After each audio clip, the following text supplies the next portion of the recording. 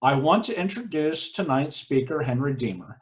Henry is a retired educator with a passion for local history. Mr. Deemer was born and raised in Colonial Park, lived and worked in Lancaster County, and now resides in Lebanon County at Cornwall Manor. There he serves as a tour guide in the Buckingham Mansion during special events. Many of you have probably met him during our Charter Day events. He leads guided tours for residents in the surrounding area and gives presentations like this one. So welcome, Henry Deemer. Hi, thanks, Mike. Just before we begin, let me just point out this is a presentation I did in our auditorium for Cornwall Manor residents last fall. As a result, it was originally written to be shown on a big video screen. If you are watching on a phone or an iPad or something like that, first I would encourage you to orient it horizontally, not vertically, because like this, you're not going to see a whole lot. And also make sure you're full screen. Like right now, I'm assuming you are seeing a lot of historic markers. And actually, Mike, are you still there? I am. Could you actually see me holding up my phone there just now when I did that? Yes, I did. Did everybody else? I'm wondering. If you didn't see it, hold your phone horizontal, not vertical, and make sure you go full screen. Hopefully you are right now seeing a whole bunch of historic markers, and I'm sure you can't read them, but as we go on, I'm going to read them to you. So, historical markers, you've seen them along the highways, but how often have you actually taken time out to stop and read them? We begin with this marker, which is in front of the county courthouse, and that just jumped ahead on me here. Now, hang on a second here. That's what happens when you hit the keyboard too many times. Okay, it's in front of the county courthouse at 8th and Oak Street in the city. It reads, formed Lebanon County, formed February 16, 1813 from Dauphin and Lancaster counties, named for Old Lebanon Township, originally created in 1729. Lebanon County seat is dated from 1740. Early settlers began building of a rich agricultural and religious heritage. Now, there was an earlier courthouse built in 1818 on the northwest corner of 8th and Cumberland. That burned in 1908, but it was rebuilt 2 years later in 1910. Then later in 1960, when the new courthouse replaced it, the bell and lampposts were removed from that and moved to the new courthouse. The bell and lampposts now stand on the 8th Street side of the courthouse, along with a historical marker. Now, I'm not going to read that whole thing, but it notes the donors, and it also notes that the bell also served the Lebanon Hook and Ladder Company well into the 1960s. In 1913, the Pennsylvania General Assembly created the Pennsylvania Historical Commission. One of its major responsibilities was to mark proper monuments, tablets, or markers, places, or buildings where historical events have transpired. Signs like this one, noting Pennsylvania's founding in 1681 by William Penn as a Quaker colony and the birthplace of the Declaration of Independence and our Constitution, appear at numerous locations, especially as you enter Pennsylvania on various highways. There are 32 of these markers in Lebanon County, as well as some other markers posted by other organizations that we'll look at. Geographically, the Lebanon Valley includes parts of Dauphin and Berks counties. It's not real well defined. But today we're going to explore most of the markers, not only in the county, but in Lebanon Valley in general. Our first group of markers honors various military-related events, people, and places. And that the little red dots show where they all are.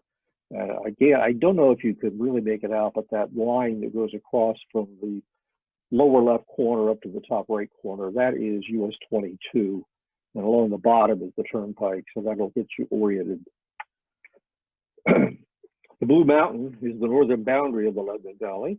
It was a wall between the frontier wilderness and the fertile farmlands that drew in early settlers. When the French and Indian War erupted, the Pennsylvania government constructed forts along and near the mountain, extending from the Delaware Water Gap to the Susquehanna. Benjamin Franklin and James Hamilton were placed in charge of that project in 1755. This marker for the Blue Mountain Forts is along Jonestown Road near Harbor Tavern. It reads, from 1763 to 64, From a line of 6 loghouse stations to the north, settlers were defended by the Paxton Rangers. Volunteers paid by Pennsylvania's provincial government. Fort Hunter was on the Susquehanna just north of Blue Mountain, and the other 5 stations were just south of the mountain, located at regular intervals over the 23 miles between the river and the Swanera Creek. A similar line of stations had existed in 1756 to 57. While some of these forts did have wooden stockades like you picture, many were nothing more than sturdily built structures that would withstand an attack and protect those who sought refuge inside. Some served as homes, others were churches.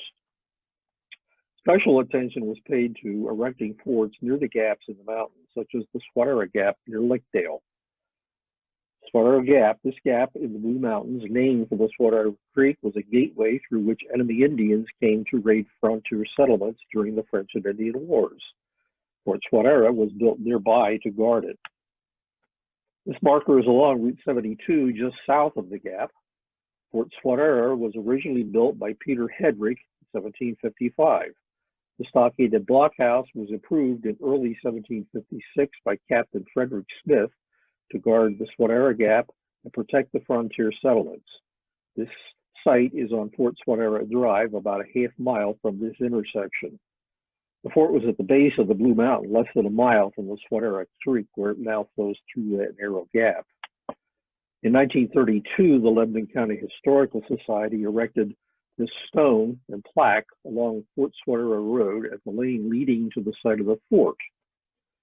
Fort Swanera of the French and Indian War. Erected in the fall of 1755, it stood 500 feet south of this spot, directly north of the run of water flowing east to west. Commanded by Captain Frederick Smith of Chester County of the 1st Battalion of the Pennsylvania Provincial Regiment, Lieutenant Colonel Conrad Weiser commanding. Finally abandoned in 1758, it consisted of a blockhouse pierced by musketry fire and surrounded by a stockade. I have to tell you, a lot of the pictures you're going to see here, I came off the internet. In the internet, I found the location of that marker and went up there. And I also learned there was another marker, and I asked somebody driving by, and he directed me to it. It's just down a long lane. You go down this dirt road, and you get to a spot where there are all these danger keep out signs of biohazard stuff. I think it's a poultry farm, but I'm not too sure there was a guy sitting down there with a shotgun watching me. But at any rate, this plaque is down that road, mounted on a piece of what they claim to be the original blockhouse. It reads, site of Fort Swanera, 1755, erected by the Lebanon Historical Society in 1932. The Swanera Gap is visible just beyond that marker. And what is alleged to be the outline of the stockade is behind the marker. Excuse me 1 second while I close the door. My dog is going crazy about something.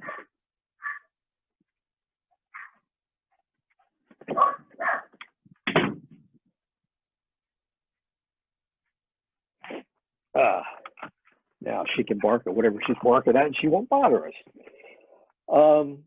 Reed's Fort was just west of Harper's Tavern along present-day US 22. Just south of this point stood the house of Adam Reed, Esquire. In 1755, it was turned into a fort.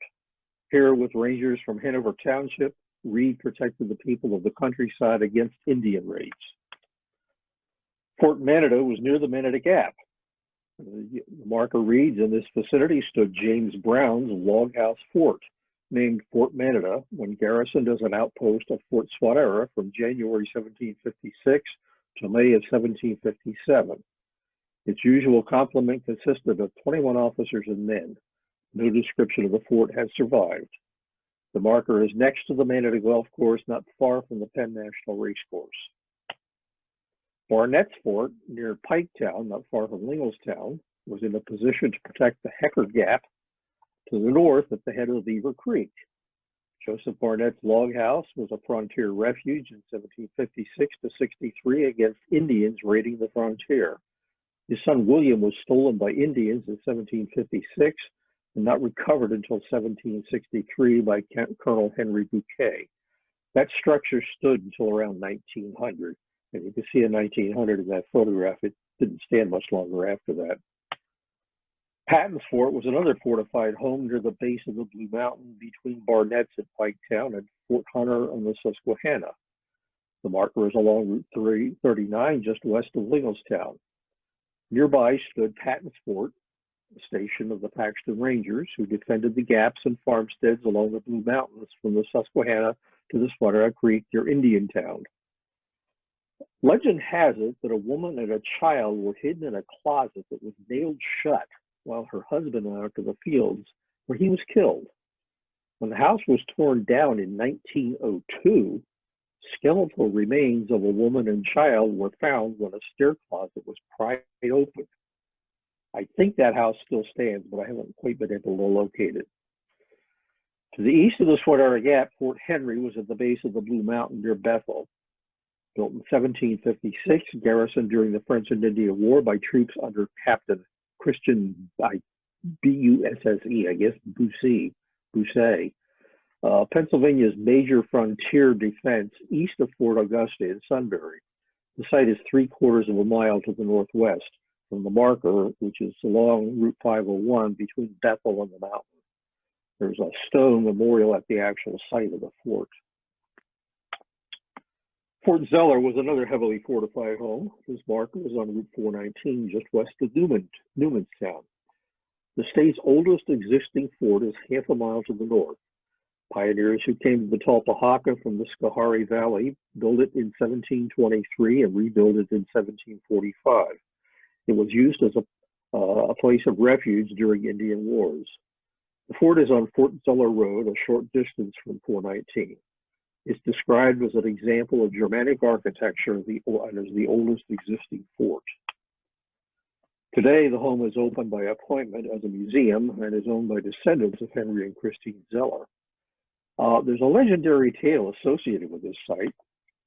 The story is told that Christine was alone when she saw 3 prowling Indians approaching and heading for that small hole in the cellar. She quickly descended to the cellar and stationed herself at the window with an uplifted axe. When the first Indian put his head through the hole, she beheaded him. She dragged the body in, disguised her voice, and in the Indian language beckoned his companions and proceeded to behead 2 more unsuspecting Indians. The Hanover Resolve was a precursor of the Declaration of Independence and probably the first document of its kind in the colony. The marker reads the earliest resolves for independence in the state, drawn June 4th, 1774 by Colonel Timothy Green and 8 Hanover Township patriots. They committed their cause to heaven and our rifles. The marker is along Route 22 near Grantville. The resolves read, first, that the recent action of the Parliament of Great Britain is iniquitous and oppressive. Second, that it is the bounden duty of the people to oppose every measure which tends to deprive them of their prerogatives. Third, that in a closer union of the colonies lies the safeguard of the liberties of the people. Fourth, that in the event of Great Britain attempting to force unjust laws upon us by strength of arms, our cause we can leave to heaven and our rifles. And fifth, that a committee of 9 be appointed who shall act for us in our behalf as emergencies may require.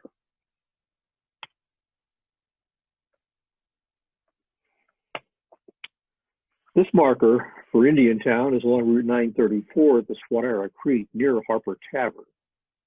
The native village from which in turn the creek, gap, and the great military reservation, that's what happens when I get impatient and push buttons too fast. Okay, the great military reservation derived their names, formerly stood here. The Delaware Indians took this route to Shamokin upon their removal from the Schuylkill region. The Indiantown Gap Military Reservation was authorized in 1929. The first land was bought in 1931, and it was first used by the National Guard in 1932. In 1940, it was leased by the federal government as an Army cantonment. Total area is now more than 16,000 acres. Indiantown Gap replaced Mount Gretna as the Guard's training area, where there wasn't a suitable area for artillery practice, And I have to say, as somebody who lives about 4 miles from Mount Gretna, I'm glad they moved. It gets loud enough here as it is. Today, the Gap comprises over 18,000 acres or 28 square miles. Much of the land is uninhabited wilderness between Blue Mountain and the Second Mountain. The area can be used for heavy artillery, bombing, and tank exercises. The purchase of 10,000 of those acres was arranged by State Senator William Freeman. Freeman was the nephew of Margaret Buckingham, who also arranged the sale of Cornwall Manor to the Methodists. During World War II, 7 U.S. Army divisions trained at the Gap before shipping overseas. During the war, over 1,400 buildings were erected, including guest houses, a bus station, 9 chapels, 4 theaters, a sports arena, and a 400-bed hospital. There are several historic markers that are near the airfield, and I won't attempt to read all of the details. The 3 on the screen right now honor the 95th Infantry Division, which trained here in 1944 before going to Europe. The 3rd American Army, in gratitude from the town of St. Avold in France, and honoring the veterans of the Battle of the Bulge. Also honored at the site are veterans of World War I and World War II, that big long list at the top left corner there, who were killed in action, and the fallen warriors of the Pennsylvania 28th Division, or 28th Infantry, known as the Iron Brigade, who served in Operation Iraqi Freedom. During the Korean conflict, the 5th Infantry Division trained at the Gap. During Vietnam, it was an ROTC training camp. In 1975 and again in 1980, refugees from Vietnam, Cambodia, and Cuba were housed here. And in 1990, it was a mobilization and embarkation center for guard units deploying to the Persian Gulf War. Here's a slightly different one. The Transportation Corps Unit Training Center was a stevedore training program established in 1942 at Fort Indiantown Gap. Soldiers were trained to load and unload cargo using tree, wood, and concrete dry land ships. Many recruits were African Americans whose companies were segregated from the parent port battalions during instruction, but not in World War II combat locales such as Italy and Normandy Beach and D-Day. Training provided here enabled efficient operations instrumental to the Allied victory. And here you see pictures of those landlocked docks and 2 dry land ships that were named the SS Manita and the SS Swanera, that were constructed there to train the dock workers.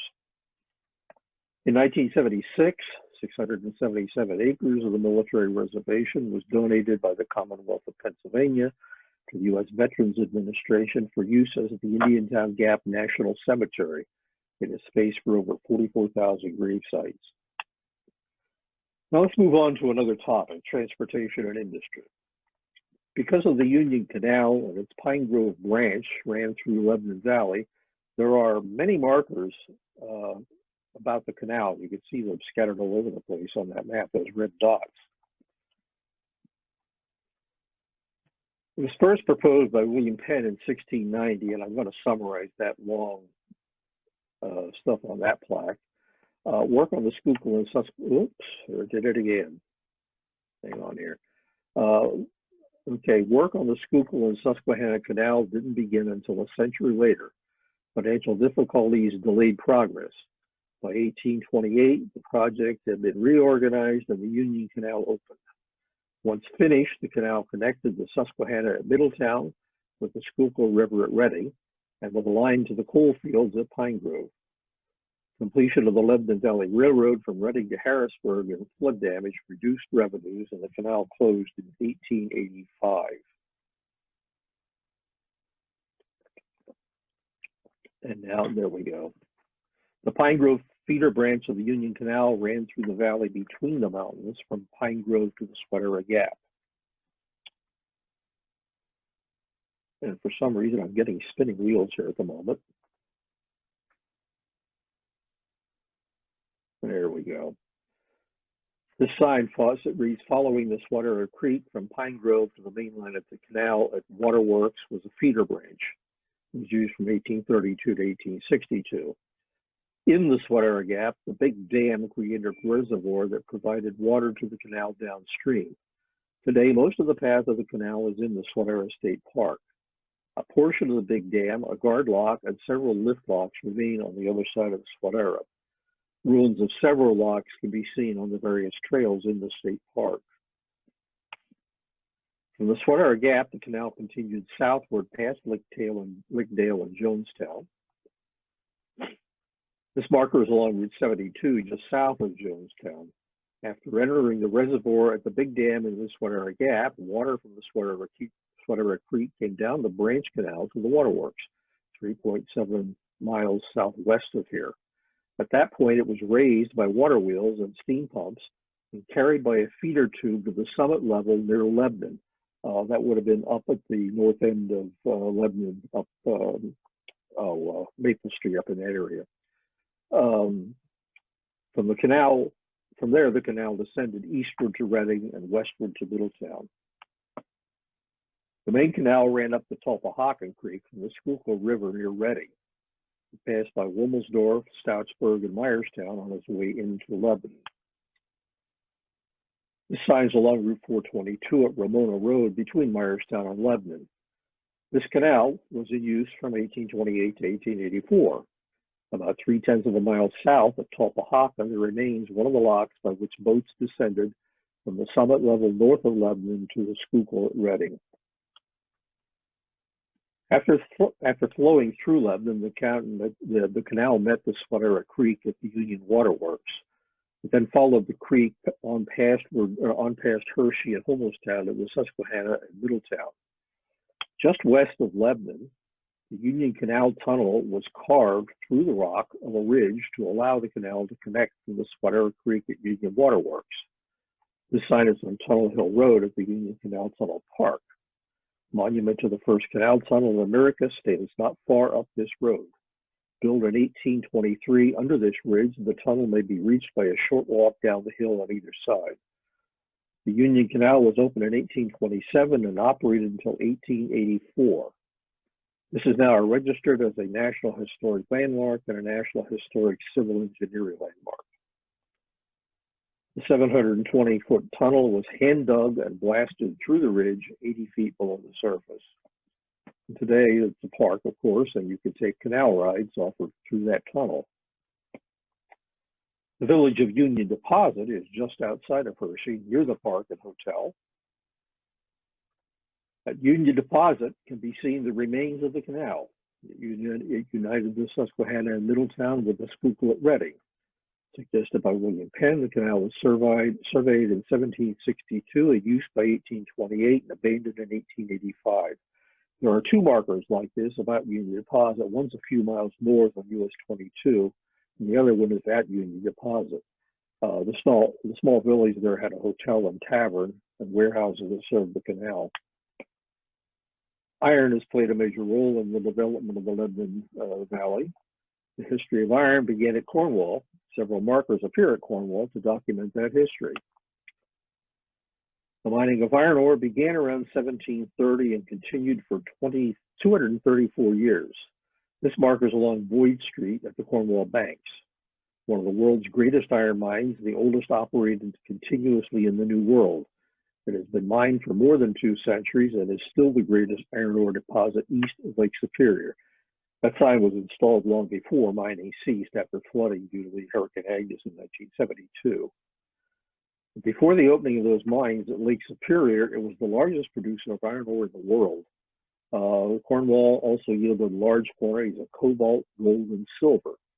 During the American Revolution, it produced 1/7 of the world's iron ore. It's largely the wealth that came out of this mine that made Lebanon prosperous. This all began when Peter Grubb found abundant iron, limestone, and timber for charcoal. This marker is right at the edge of Miners Village, close to the mine. Peter Grubb, 1700 to 1754, carried on his initial efforts at iron making in 1735, just slightly to the north. He used the Catalan-type forge, which had originated in Spain sometime during the 10th century. Signs like this one are at several locations. This one's just outside of Quentin at the intersection of Route 419 and 322. It reads, built in 1742 by Peter Grubb, near an immensely rich ore deposit acres of forest for making charcoal fuel. A self-sufficient community included the ironmaster's mansion and workers' houses. The furnace produced pig iron and cast goods and cannons for the Revolutionary War.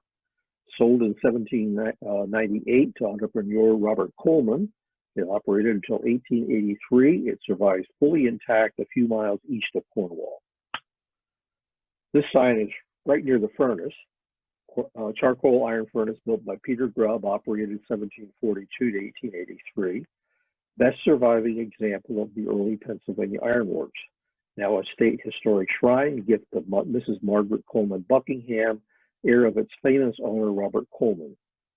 The furnace produced iron until 1883, when anthracite and the Bessemer process made it obsolete. After the furnace closed in 1883, it sat idle and intact until 1939, when Coleman's great-granddaughter, Margaret Buckingham, donated the property to Pennsylvania for use as a museum. Cornwall was only one of Grubb's many enterprises. Around 1740, he opened forges along the Hammer Creek, not far from Cornwall. The forges used pig iron products produced by the Cornwall furnace to manufacture wrought iron products. This marker is along US 322 at the Hopewell Forge Mansion, near the forge sites. It's built 1740 by Peter Grubb, pioneer ironmaster at nearby Cornwall Furnace, and named for the upper and lower Hopewell forges located on Hammer Creek near the house. Remnants of the forge dams may still be seen in the creek, although I'm not sure if that's accurate. There's been enough floods down there. I think those dams may not be there anymore. I really don't know. If you're familiar with it, it's right there at the base of the mountain, Pumping Station Road. The Hopewell Forge Mansion still stands there along Route 322 between Cornwall and Brickerville. Union Forge was another Grubb operation. It's located near Lakedale, just below the Swanera Gap, and operated until just after the Civil War. Site of a charcoal iron forge begun in about 1782 by Curtis Grubb, owner of the Cornwall Iron Furnace, a major user of Cornwall iron. Such forges transformed brittle pig iron into workable wrought iron. Union Forge included 1,000 acres of land, blacksmith and carpenter shops, a grist mill, and several houses. Under different owners, the forge was in regular operation until 1868. By then, rolling mills were displacing forges as refiners of iron. This stone mill was erected on the Union Forge site around 1883. By the 1990s, it was crumbling and was ultimately demolished. Stood at the corner of the traffic light there on Route 72, where you turn into going to Interstate 81. Charming Forge was located along the Tulpehocken Creek, just north of Wilmelsdorf. This marker is in Wilmelsdorf on Route 422.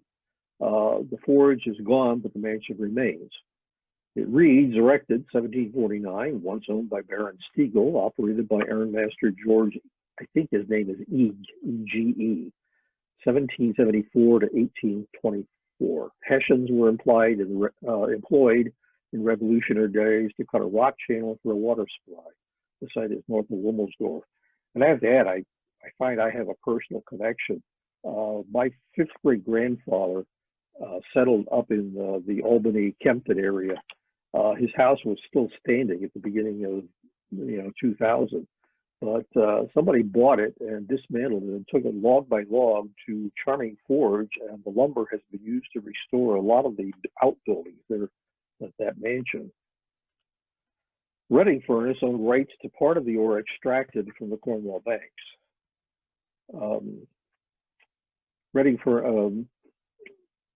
This marker is along Route 422 in Rovisonia. Founded in 1794 as Reading Furnace by the ironmaster George Eek, in 1845, Henry P. Robinson expanded the furnace, spurring establishment in 1855 of the town of Rovisonia. Although the furnace itself ceased operation and was razed in 1927, the Georgian-style ironmaster's mansion, Italianate office building, workers' houses, and other structures survived. The district is located 1 mile south of that marker. It's there on the south edge of the town. Numerous buildings are still in that historic district. There you see the Ironmaster's Mansion and the furnace office.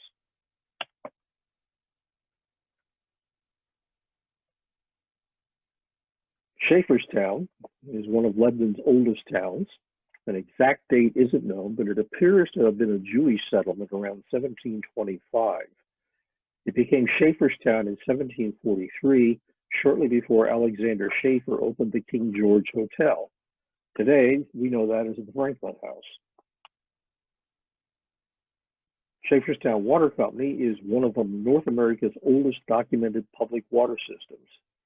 Alexander Schaefer built a hotel in the square in 1744, and construction of the water system began shortly after that. On July 16, 1763, he and his wife, Anna Engel, deeded this land, today Fountain Park, for the use of the inhabitants of Market Street. The present company was chartered in 1845 as successor to the Fountain Company of Heidelberg. Schaefer laid pipes from the spring on top of Tower Hill, south of town. Public water fountains were, and still are, at the bottom of the hill and in the town square. Several notable people are honored by historic markers. Lickdale, which was originally known as Union Forge, is named for James Lick. Lick was born in Stumpstown, which is now Fredericksburg. The California financier and philanthropist, donor of the Lick Observatory, was born in Fredericksburg, August 21st, 1796. He was a real estate investor, land baron, carpenter, piano builder, and patron of the sciences. At various times, he lived in Baltimore, New York, Argentina, Peru, and Chile before he ultimately settled in California. He arrived in San Francisco just before the gold rush and began buying land. He soon became owner of properties as far east as Lake Tahoe, south to Los Angeles, and then also all of Santa Catalina Island. When he went to California, he brought with him chocolate from his Peruvian friend and neighbor, Domingo Girardelli. He convinced Girardelli to move his confectionery to San Francisco. Lick died in 1874. Much of his estate went to the University of California for the construction of a mountaintop observatory with the largest, most powerful telescope yet built, the Lick Observatory. His body was buried under the telescope.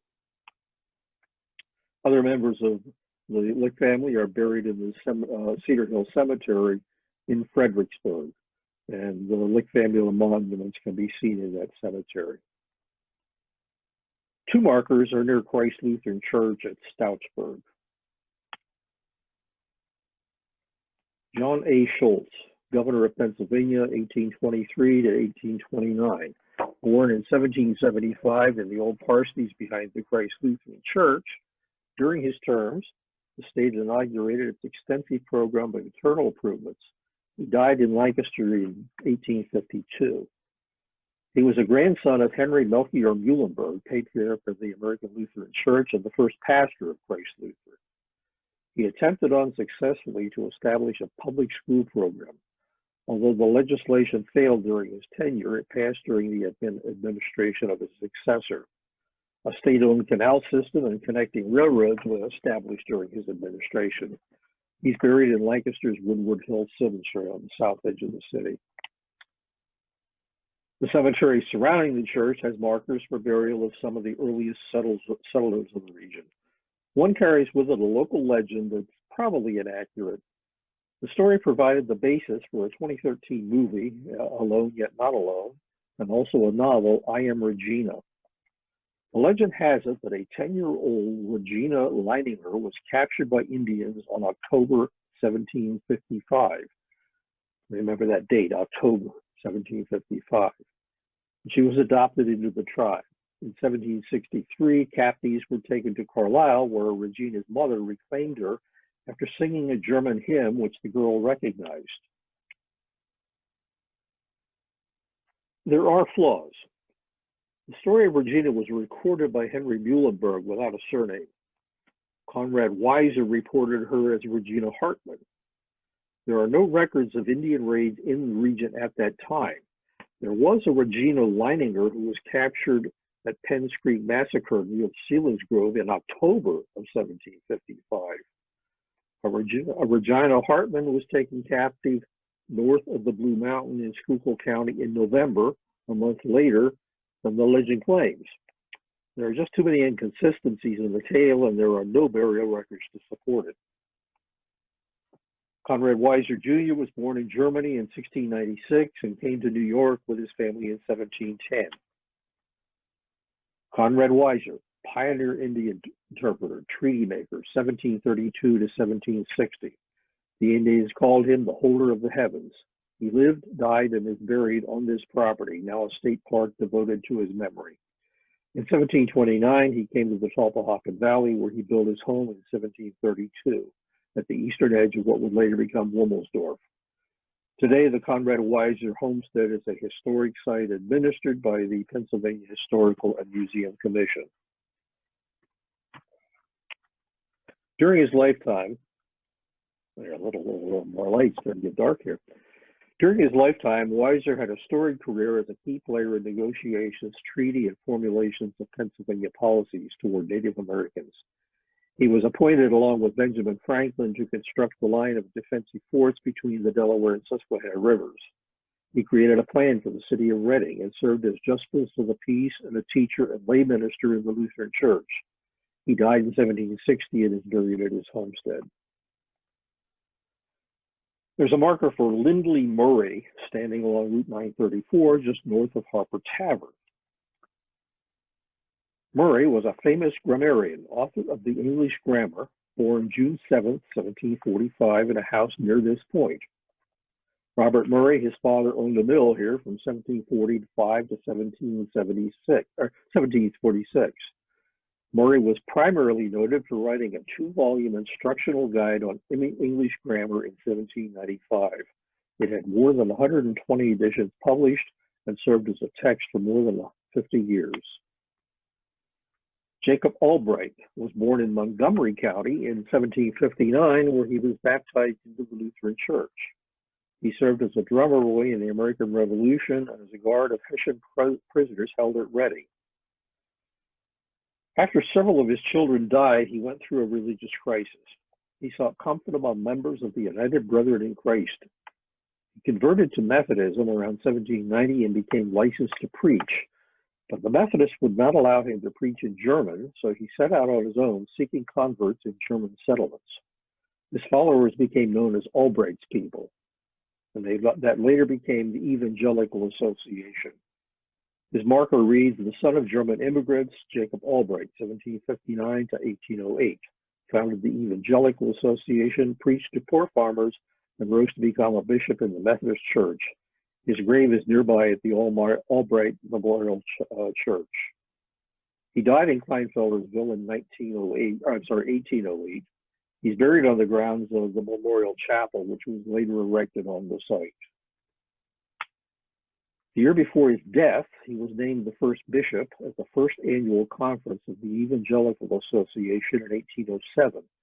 That conference was held nearby in the Becker home near Kleinfeldersville. In 1946, the Evangelical Association merged with the United Brethren in Christ to become the EUB Church. And then in 1968, the EUBs merged with Methodists to become the United Methodist Church. John Walder was a co-laborer of Jacob Albright in founding of the Evangelical Church. He was born in 1791, died in 1818, and is buried in his cemetery, which is the Mount Nebo Cemetery on the old Jonestown Road between Harper Tavern and Ono. He was an effective preacher and hymn writer. He published the first songbook for his church. Here's a notable person who has no markers in the Lebanon Valley, but he really should have them in several locations. Baron Henry William Stiegel. The marker on your screen right now is in Mannheim, erected in 1934. It reads in part, Henry William Stiegel, glassmaker and ironmaker, who was born at Cologne in 1729 and died at Charming Fords in 1785. A picturesque figure of colonial America, his memory is perpetuated by his artistic glassware, by traditions of the baronial pomp of his career, and by the churchyard which he gave to the Lutherans in 1770 for one red rose. With good reason, Mannheim claims several markers. the glassmaker and iron maker of colonial days, founded Mannheim in 1762 and set up his glassworks in 1764. He gave the land to the Lutheran Church, which still pays his heirs 1 red rose a year. In 1757, Baron von Stiegel purchased his late father-in-law's blast furnace near Brickerville. He renamed it Elizabeth Forge in honor of his wife. Stiegel built this part of the mansion at Elizabeth Forge around 1756. In 1760, Stiegel purchased the Tulpehocken Eisenhammer near Wummelsdorf. He renamed it Charming Forge. We visited that site a little earlier. With his enterprises at Mannheim, Elizabeth Furnace, and Charming Forge, he was considered one of the wealthiest and most influential men in America. By the way, that title, Baron, was his own creation, the result of his ego. In 1769, he built a tower or a castle at the top of Tower Hill, just south of Shakerstown. He used the castle to entertain friends. On the top of Cannon Hill, between Elizabeth Furnace and Tower Hill, he installed a cannon that was fired to announce his arrivals. At Mannheim, his arrivals were announced by cannon and brass band. He also built this house on the edge of Shakerstown in 1757. That home is still there. Historic Shakerstown hopes to restore it. It's a rare half-timbered Germanic house. As you can see, it's pretty shabby shape. His extravagant lifestyle and the impact of British tax acts led to his financial ruin. He lost Charming Forge in 1773 and the Mannheim Estates in 1774 to sheriff's sales. He was put in debtor's prison. By 1776, Robert Coleman was leasing Elizabeth Forge and completely owned it by 1791. Stiegel died penniless in 1783. His burial site might be in a family plot with his wife at the Lutheran Church at Brickerville, but that's uncertain. Several other places claim he's buried there. Several churches have earned recognition. There are others that should. We begin with this marker along Route 22 near Grantville. About 2 miles north of this site is the Pioneer Presbyterian Church, founded in 1736. First pastor was Richard Sankey.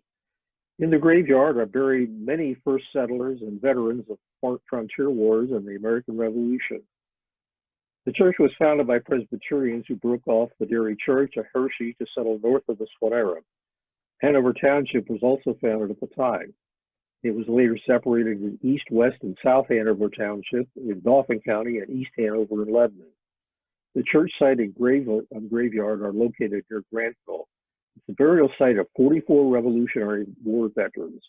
It was torn down in 1875, but the graveyard remains, and as you can see, there are several markers there. The Stoutsburg Lutheran is north of the Swanera Gap, near the base of Second Mountain. Founded by German immigrants who settled as early as 1729, initially served by traveling missionaries, including John Casper Stover Jr., the first Lutheran pastor to visit regularly. The log structure was built about 1756. This church was the current church building was erected in 1872, named in honor of Peter Sadison, a Revolutionary soldier buried here. The Tulpehocken Evangelical and Reformed Church in Millardsville was organized in 1727 by Tulpehocken settlers. Since 1745, 1 red rose has been paid annually to the heirs of Caspar Whisper as rental for the land granted by him for erection of the second place of worship. Since 1902, a white rose, a token of appreciation, has been given to his descendants. The church is in Millardsville, just east of Myerstown. Today's building was erected around 1853, and today it's the Tulpehocken UCC Church. St. Luke Evangelical in Shakerstown was founded in 1765, although an earlier log Lutheran Reformed Church dates to about 1720. The site marks the colonial meeting place of the region's earliest Christian congregation. Dating to the 1730s under Pastor Frederick Augustus Conrad Muhlenberg, the congregation joined the Lutheran Synod in 1771. As an army hospital during the Revolutionary War, the edifice was badly damaged. Following the restoration, the congregation applied to the federal government for restitution. Later, Pastor Muhlenberg served as the first and fourth Speaker of the House of Representatives under George Washington. Today's building is the original 1765 structure, although modifications were made in 1884 that included moving the steeple to the opposite end of the structure. Derry Presbyterian is located in the shadow of Hershey Park behind the outlet malls and next to the Country Club. Long before Milton Hershey came on the scene, Derry Township was established as one of Lancaster's original townships in 1729. Derry Church was central to the community. The Marguerites, founded in 1729, the first pastor, William Bertram, installed in 1732 by Donegal Presbytery. Its grove was patented to it by the sons of William Penn in 1741. The churchyard is the oldest pioneer graveyard in this region. The 1732 session house and pastor's study are preserved inside a glass structure on the grounds of the church. Also on the church grounds of the Derry Church School. Born in Derry Township, Milton S. Hershey, 1857 to 1945, attended this one-room school during the winter of 1863 to 64.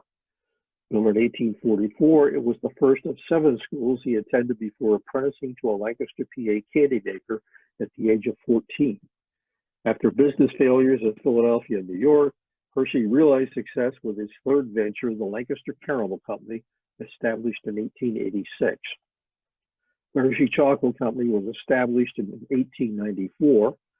Hershey broke ground for a new chocolate factory in Modeltown here in 1903. His home, High Point, sits on the hill above. Prior to its 1961 restoration by Milton Hershey school students, the schoolhouse served as the Hershey Country Club Caddy House. The Derry Churchyard is the oldest graveyard in Dauphin County. Here, near Pastor William Bertram and John Roan, lie heroes of the French and Indian Wars, the Revolution, and Colonel John Rogers, a signer of the Hanover Resolves of 1774. And I know you can't read them, but you can see there is a long list of significant people buried there. Mount Gretna has one state marker, but it probably ought to have more too. In 1883, Robert Hamersham Coleman, great-grandson of Robert Coleman, constructed the Cornwall-Lebanon Railroad from Lebanon to Conewago Junction on the Pennsylvania Railroad near Elizabethtown. 3 miles west of Cornwall, in an area of huge pines and hardwood springs and profusion of wildflowers, he built that station. He then created a recreation park. In 1885, he cleared 120 acres for Camp Hastings, a training camp for the Pennsylvania National Guard. The Guard used the site until moving to the new Fort Indian Hill Gap in 1935. Only recently, in 2019, was an area of the camp set aside for historic preservation. As you can see there, it's near the lake. This is the 16th century, or the 16th Regiment marker. The 16th served in the Spanish-American War. I'm not sure the exact location, but somebody in the last presentation said that it's right there near the end of that green area that says Soldiers Field. The Pennsylvania Chautauqua was one of over 200 Chautauquas created in the late part of the 19th and early 20th century movement that began in 1874 in Lake Chautauqua, New York. It grew to include many programs in the arts, sciences, and religion, and sought to educate people of all social standings.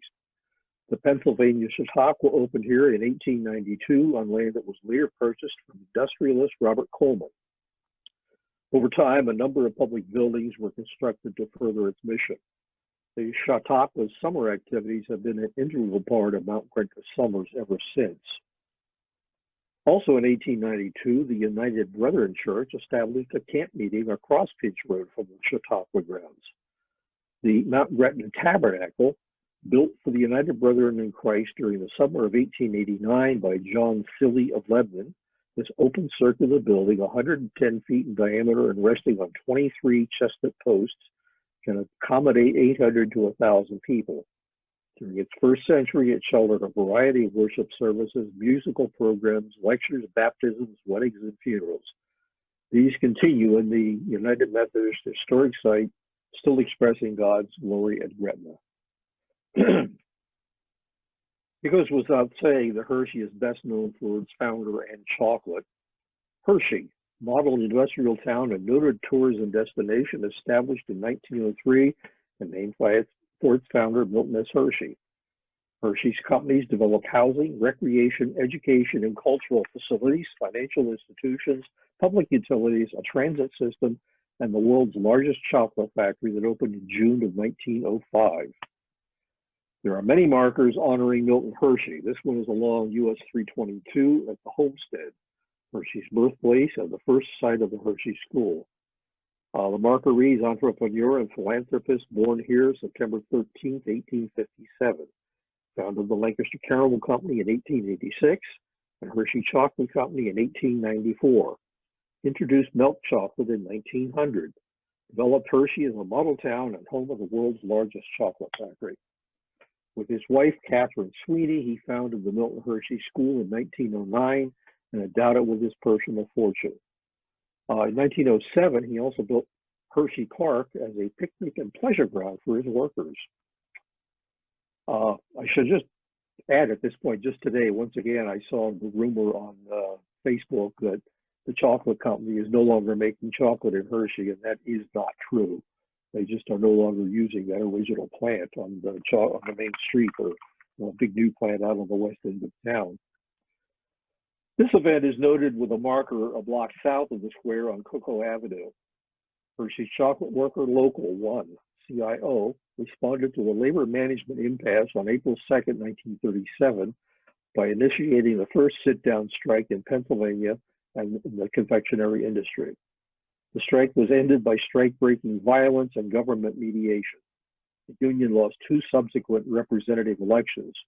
In 1939, workers affiliated with the Bakery and Confectionery Workers Local 464 AFL. The Pennsylvania State Police Academy is on the top of the hill overlooking the outlets of Hershey.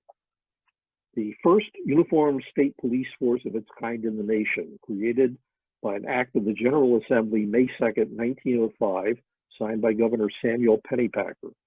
The force was formed in response to concern over labor and capital unrest, especially the anthracite coal strike in 1902.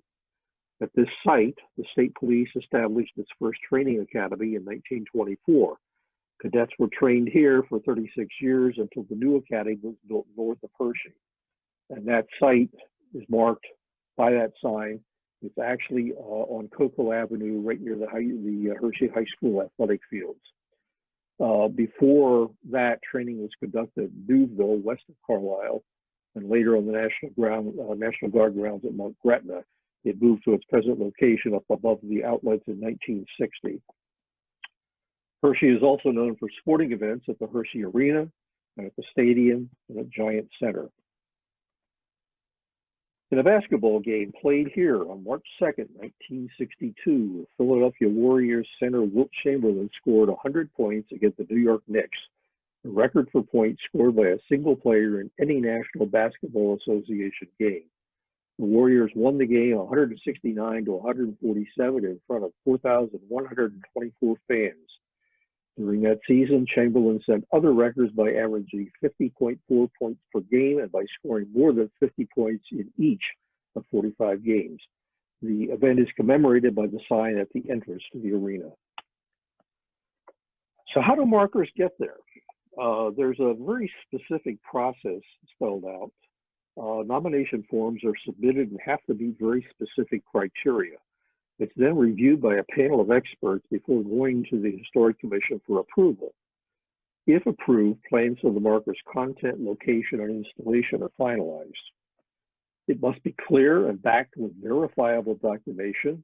It must have significant state or impact, and churches, cemeteries, or burial sites are rarely approved. All costs, typically around $2,000, are paid by the nominator or a local sponsor. Markers are made of cast aluminum with a deep blue background and raised bold text. The state assumes ownership and maintenance. There are undoubtedly many other sites, people, and events that deserve historical markers. There are errors.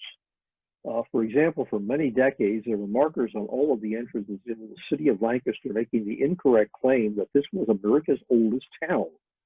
These markers have all mysteriously vanished. Information on this marker, which is also in downtown Lancaster, is correct, but the location is wrong. It stands in the front of today's First Methodist Church at the corner of Duke and Walnut. That church wasn't built until 1892. In 1848, the church was a half a block away on a different site. At present, there are about 2,500 markers all over the state. Lebanon County has about 32, and typically 1 to 2 dozen markers are approved every year. So the next time you're out cruising around, don't just stop to smell the roses. Find a safe place to pull over and read some historical markers. And I will read that one in case you can. It says, this historical marker marks the spot where lightning has struck dead everyone who has ever stopped to read this. I'd run if I were you, pal. And here's a parting thought. The historical marker, welcome to Pennsylvania, the Keystone State, home of the world's largest pun. The end. Well, thank you very much, Henry. I have been answering some questions that have come through with the Q&A, but there are a few other questions if you have a couple of minutes to answer. Our volunteer, Mike Weber, asked, how long have you been interested in these historical markers and what got you interested in them? Interested in the sense that as I'm driving around, I've always noticed them, and when I can, I read them, but never really seriously interested until I did this presentation about, here at Cornwall Manor, they're always looking for something to keep us old codgers entertained. And I seem to have become one of the sources of that. And especially during COVID, I've done a half a dozen presentations for groups in our auditorium. I find myself doing them 2 and 3 times because we were limited to 25 people, 6 feet apart. So in an attempt to come up with new ideas, last fall, this historical markers idea came to mind. So I got on the web and started digging, and here we are. Yeah, it's funny.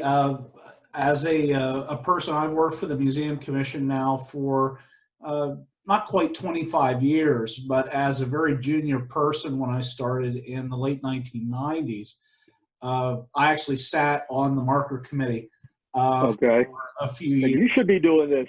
Yes, so well, yes and no. So I was one of the so-called experts that got to review things at that time period, and still every once in a while they do farm out information as it comes through if it's an area of expertise. So yes, that's some things here. Were you on the commission in the late 1880s, late 1980s? I'm sorry? Were you on the commission in the 1980s? No, I was not. Okay, well then you're not to blame for the wrong one in front of First Methodist. No, that was a decade earlier than I was around. Yeah. I know we had a question here about why some markers are not close to the feature they describe. I know that, for example, in the marker nomination form, it asks for suggestions on where markers should be placed. And I know with Cornwall, for example, we have 3 historic markers, 2 of which are on the site, but one was put on Route 322 because of the traffic that goes by. Yeah. So sometimes they're put directly where the location is located, but in other instances, it's put somewhere because these were supposed to generate interest along either historic byways or areas of greater traffic. Yeah, probably a good example is that one up at Fort Swanera, because if they put it at Fort Swanera, nobody'd ever know it's there. It's on a back road that probably 3 cars a day drive through. So they put it out on Route 72. Okay. We had a question here. Besides PHMC approval, are there other approvals necessary, landowners, local governments? Probably. Yes. I think a lot of them are on those states right away for the highways, because they're certainly close to the road, but if they're not on the right of way, they'd have to have permission of the owner, that's for sure. Right. Yeah. So there were other permissions that need to be granted, and also they have to go by local sign ordinance as well. Yeah, true. So I know that's something that's there. We had another one that says, has anyone looked into additional signage from Native American perspective on the forts and raids, etc.? I know there, when you get up along the mountain outside of the Lebanon Valley, there are some other markers. Like I'm aware of one over, it's actually behind Roadside America, because that's kind of a significant site.